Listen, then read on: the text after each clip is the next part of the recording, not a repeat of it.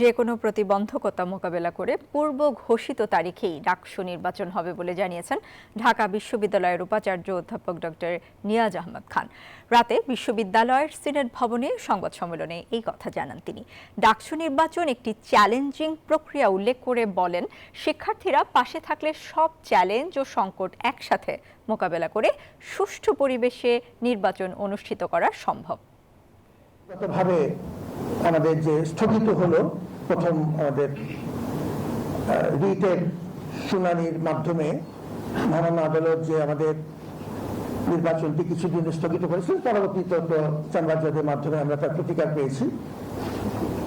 এটি বিশ্ববিদ্যালয় প্রশাসনের মাধ্যমে হয়েছে এরকম একটি কথা একটি মহল থেকে বা কোনো কোনো মহল থেকে এসছে।